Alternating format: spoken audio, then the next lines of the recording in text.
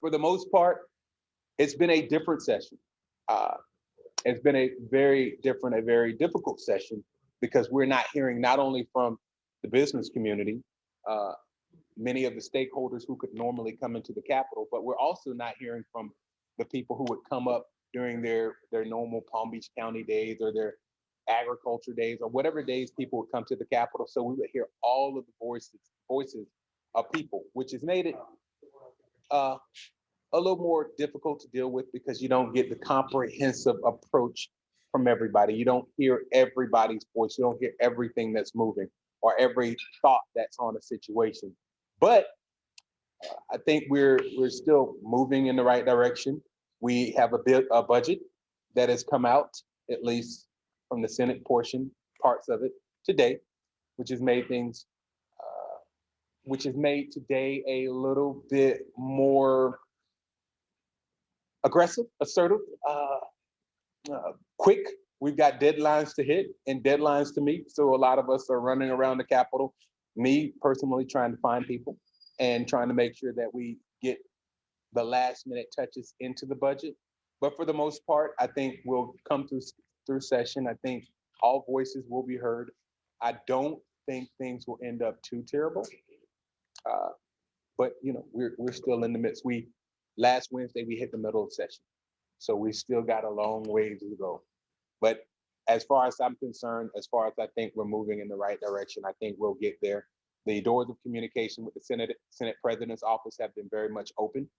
Um, the chairs of many of the committees have been open. There's a lot of dialogue happening between Democrats and Republicans.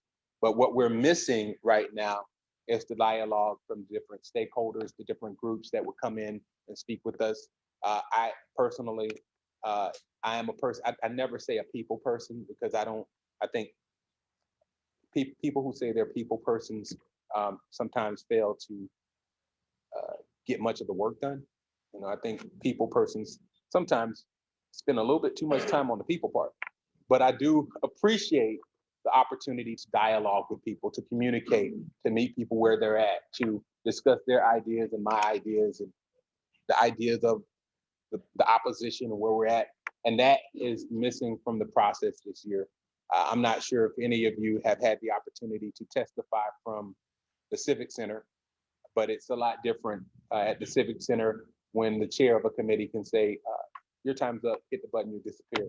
As opposed to if you're in the middle of your speech, like I am right now, and the chair says, okay, you're finished, your time's up, I can then take another few minutes and say, well, chair, I just wanted to get this point across right here. Just wanted to tell you that it says this, this, and this, and we don't get a chance to do that. So with that being said, I am here. I want to thank you all for inviting me. Thank you for the opportunity. We are in Tallahassee. We're in session. It's intense. Today is one of the budget days, but I'm available for questions. Thank y'all for having me. Good to see everybody too. Thank you. Senator, I will start. We are hearing almost unanimously from our members and other groups concerns about the so-called data privacy bill. And our concerns are that the version of the bills that are flowing through the House and the Senate, while they may be targeted at a certain limited number of super worldwide companies, actually, we're concerned it's going to catch up almost everybody in their normal course of business. If you share data for any reason, you are opened up to class action lawsuits. And among other things, we're afraid it's going to damage Florida's growing reputation about moving into STEM and high-tech fields and space and all the good things that are happening in Florida.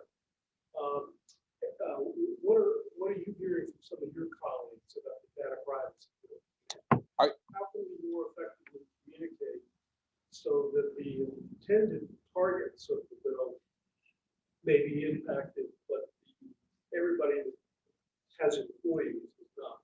Are you talking about the one that moved through last week or the other one that will be moving pretty soon? Well, the data privacy bill is the one that is already moved. That's one of those issues where there's some challenges, right? Because we've heard from different people in different groups. I'm not an expert on the situation, but I know I at least voted to move it through the first committee. There have been some people who've been very, very concerned with the way that's structured. Uh, Me personally, I'm also concerned with the way it's structured because what we're seeing is we know we're moving into an environment where people have information and need information in order to make sure we continue to advance. If we start to stifle growth by putting in policies that will stop people from having the opportunity to communicate, having the opportunity to use some of the artificial intelligence, some of the intelligence that we're having using data, we're actually starting to shoot ourselves in the foot, especially here in the state of Florida. If we're going to be competitive with every other state in this nation, like we propose to do, like we say Florida's open for business, then we've got to come up with um, better ways to deal with the process or the intent of what we're trying to do, as opposed to this first data bill that you've seen. Um, the other bill that I didn't mention is the one that the governor's talking about with regard to some of the big data companies. I haven't seen the version of that yet, but I can also tell you, either way you look at it, whether you're Democrat or whether you're Republican, there's going to be some things that you can agree with, um, especially with this idea of shadow banning, the idea of the way social media is working, and how it's effective for some people but not others, and when people can be restricted. But we're dealing with a we're dealing with technology. Technology is constantly evolving. There are, of course, from what we understand, ways around it, but are we consistently um, looking to create policy that companies have to figure out ways to get around? That's the question. So, and this is one of those things, like I said, if we don't hear from you, and it's very difficult to now set up in-person meetings. You can't just drop in. We don't get that last minute information. So I don't know if it'll pass, if it'll go all the way through.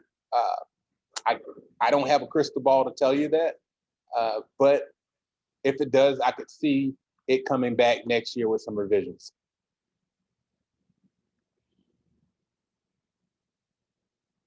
Some additional question, yes, sir. I'll take it.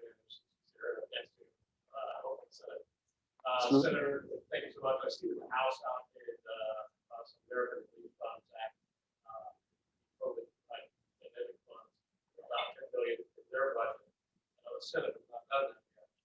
But we're glad to see what's allocated, about $2 billion being directed to Department of Transportation. Not only we think the help seaports cover, including Port Beach, but also to help backfill that those lost projects of work program. I didn't know if we had any news or hopeful that it's like that. It's not a discussion. I don't have any news about that yet, but it gives me something to talk about. I'm looking forward to talking to Chair Stargell today with regard to some of the issues. And that's a big one. I didn't know that was going on in the House, but if we can have the same conversation with the Senate, I think that's important. We love to see that. Me too. I'll I'll advocate for it. Thanks. You're more than welcome, Mr. Rubin. Over to- Anybody got anything else? Yeah, I'll do one more. What's your take on the online sales tax reform?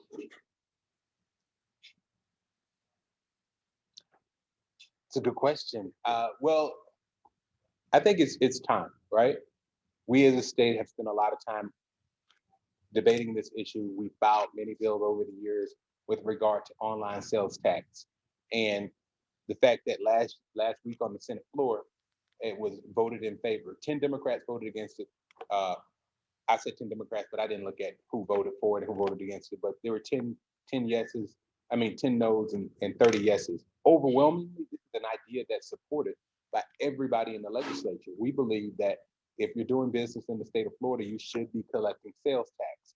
Now, the issue came about with where those funds go once we start to collect the sales tax. I think the major issue with that was not the fact that we're going to use it to backfill the unemployment compensation trust fund, but the idea that it came out on the day that it hit the floor, right? As opposed to working it through the committee.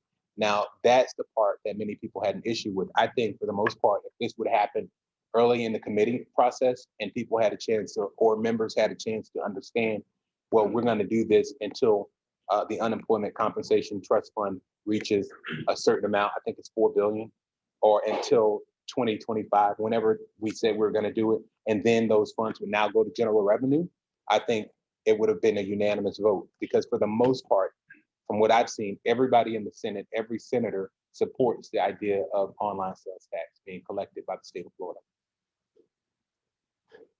Well, Senator, thank you very much. I know we've got our next, go ahead, Rick. Senator, I just want to thank you for being the kind of legislator from the beginning. It's always been willing to sit down with folks, talk about this, find out what they think about it. Well, thank you for giving me the opportunity. Thank you for at least coming and meeting with me. I'll tell anybody, we may not agree 100% on every bill, but there's a chance that if you come and speak to me about a piece of legislation that you don't like or that you like, we can get there.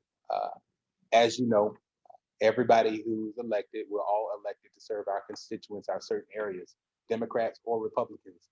And I will tell you, as long as I understand the issue and I believe in it, I'm going to vote what I believe is my conscience. And there's times, and I've said this to members of my caucus and members of of the Republican caucus, no matter who you are, the idea is, at the end of the day, if it's a belief and I'm going to support it, I'm not afraid to be the only person on the board.